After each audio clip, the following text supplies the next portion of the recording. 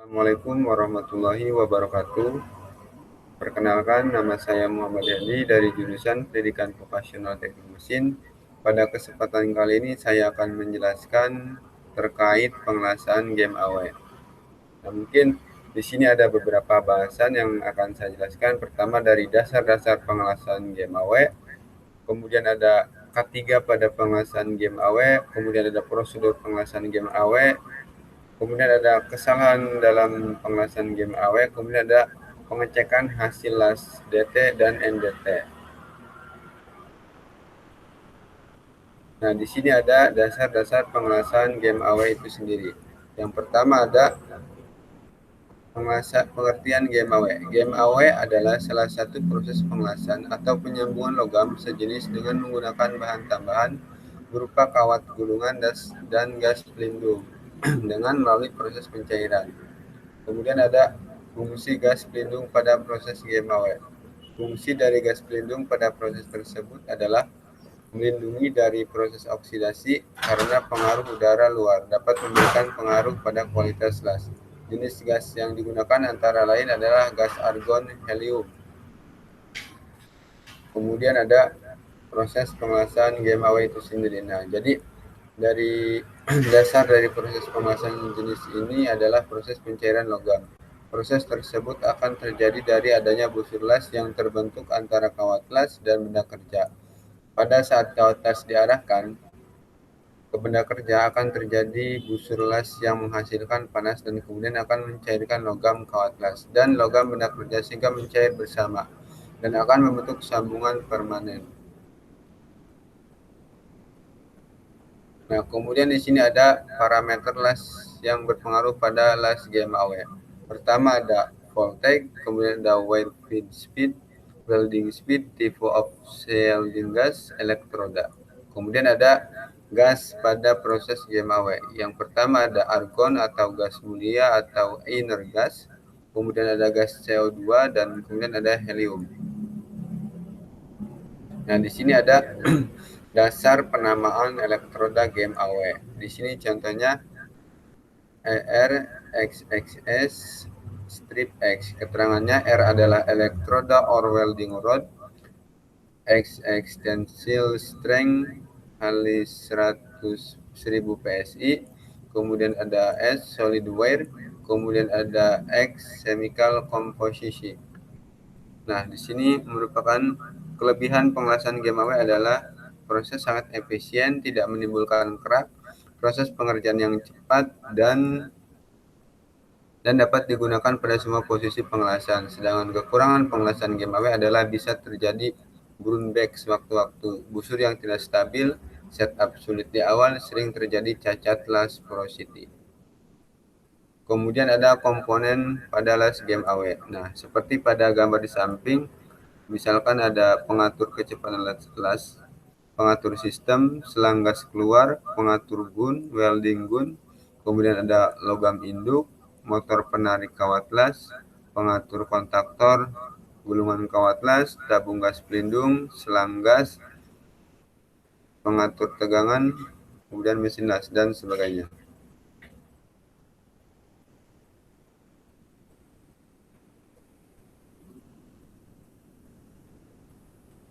Nah, kemudian di sini ada prosedur pengelasan game AW. Yang pertama adalah semi-automatic welding, yaitu peralatan hanya mengontrol gerakan kawat elektroda. Gerakan pistol las dikendalikan oleh tangan, disebut juga pengelasan genggam. Kemudian ada pengelasan otomatis, menggunakan peralatan mengelas tanpa penyesuaian kontrol yang konstan oleh operator pada beberapa peralatan. Perangkat otomatis yang tepat dalam cambungan las. Kemudian ada pengelasan otomatis, menggunakan peralatan mengelas tanpa penyesuaian kontrol yang konstan oleh operator. Pada beberapa peralatan, perangkat otomatis mengontrol yang tepat dan sambungan las. Kemudian ada K3 dalam pengelasan. Nah, di sini merupakan contoh peralatan yang dipakai dalam pengelasan game AW. Yang pertama ada welding goggles OAW, yaitu kacamata pelindung pada saat pengelasan game AW. Kemudian ada liter apron. Nah, di sini fungsinya itu untuk melindungi pakaian yang kita pakai ketika mengelas yang diakibatkan oleh percikan dari las GMAW itu sendiri.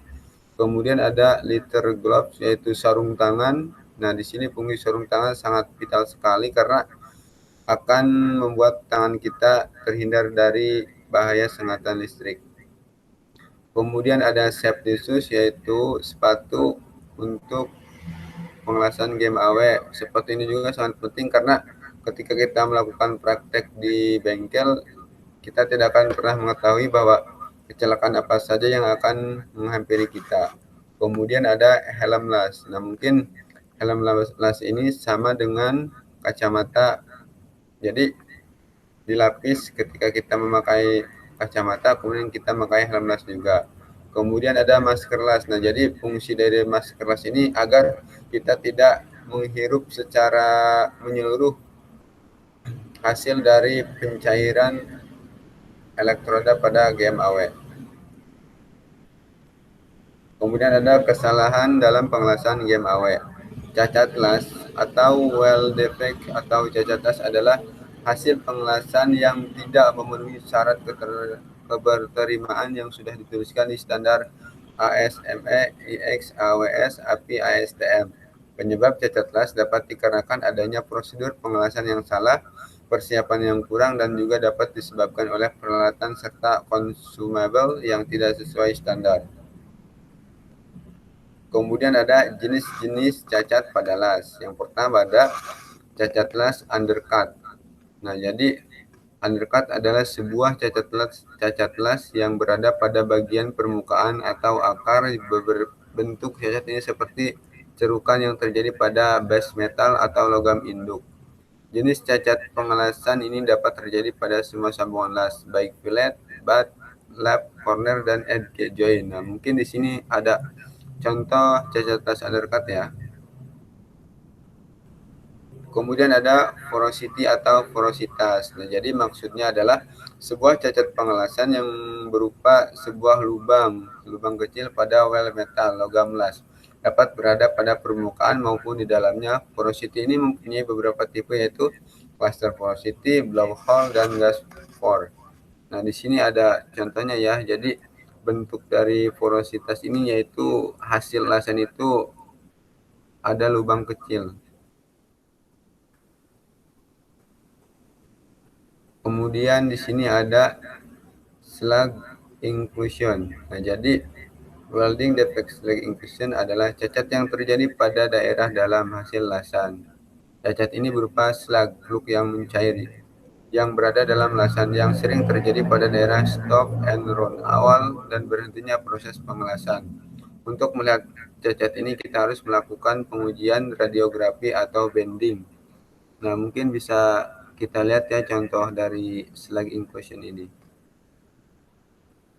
Kemudian di sini ada tungsten inclusion. Nah, jadi cacat las tungsten ini adalah cacat pengelasan yang diakibatkan oleh mencairnya tungsten pada saat proses pengelasan yang kemudian melebur menjadi salah satu dengan well metal. Cacat ini hampir sama dengan slug inclusion, namun saat diuji radiografi tungsten inclusion berwarna sangat terang karena berat jenis lebih besar dibandingkan logam lasannya. Kemudian untuk jenis cacat las ini hanya terjadi pada proses pengelasan GTAW. Nah, mungkin di sini ada contoh hasil lasannya ya.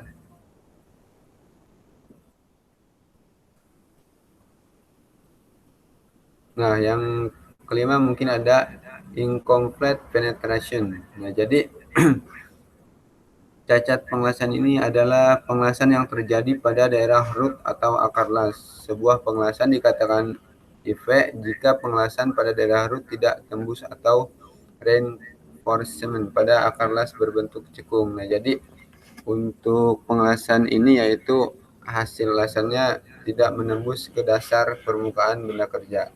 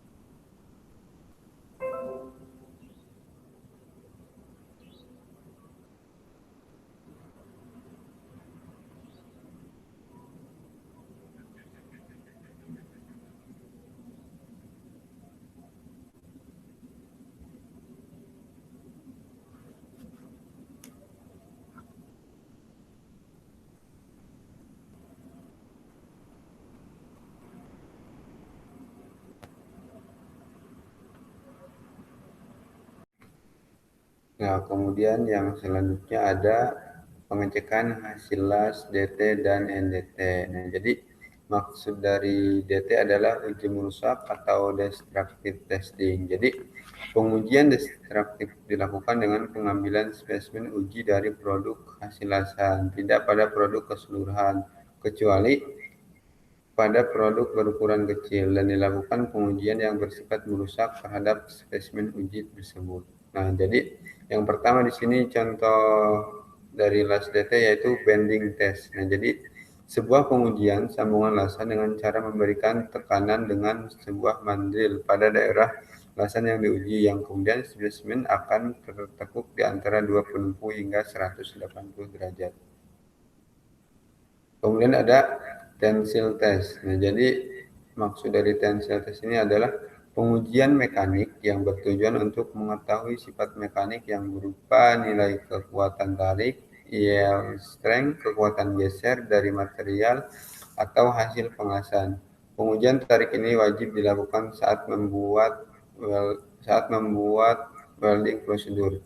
Jumlah spesimen yang disyaratkan untuk pengujian sebanyak 2 spesimen dan hasil pengujiannya harus memenuhi syarat keberterimaan yang sudah ditentukan oleh kode atau standar. Untuk alat yang diperlukan dalam uji tarik adalah Universal Testing Machine, jangka sorong, gerinda, dan penggaris. Kemudian ada hardness test. Jadi pengujian yang bertujuan untuk mengetahui kemampuan material untuk menahan terhadap indentasi, abrasi, dan penetrasi. Pengujian hardness dilakukan dengan cara memberikan tekanan ke material dengan menggunakan jenis indentor yang sesuai dengan metode uji hardness. Untuk metode yang paling umum digunakan adalah uji hardness Brinell, Rockwell, Knauf, dan Vickers. Kemudian di sini ada uji tanpa merusak atau non-destructive testing. Yang pertama ada penetrant test. Jadi pengujian PT merupakan jenis pengujian tidak merusak. Dalam pelaksanaannya, pengujian ini menggunakan sistem kapilaritas, yaitu sistem merambatnya cairan ke permukaan melalui celah kecil. Untuk prosedur pelaksanaan pengujian penetran dapat dilihat pada ASME Sek 8. Pada kode tersebut dijelaskan langkah pengujian dan syarat keberterimaannya. Nah, ini contohnya seperti di gambar ya. Kemudian ada magnetic particle test. Pengujian pengelasan tidak merusak selanjutnya adalah uji serbuk magnet. Jenis uji yang menggunakan serbuk magnet yang disemprotkan pada benda uji, selanjutnya benda uji yang diberi weight kontras fine dialiri medan magnet. Nah, di situ ada contoh dari magnetic particle test. Yang selanjutnya ada radiografi test. Jadi maksud dari uji radiografi termasuk dalam non-destructive test atau NDT. Pengujian ini memanfaatkan radiasi sinar gamma dan sinar X yang mampu menembus suatu material. Bayangan yang dihasilkan dari ketidaksempurnaan lasan dan material dapat terekam oleh film radiografi yang diletakkan pada material. Uji ini mampu mendeteksi cacat yang ada dalam lasan atau material, namun tidak mampu mendeteksi ke dalam cacatnya. Nah, mungkin itu saja yang bisa saya sampaikan. Kurang dan lebihnya mohon maaf. Wabillahi taufiq wal hidayah. Wassalamualaikum warahmatullahi wabarakatuh.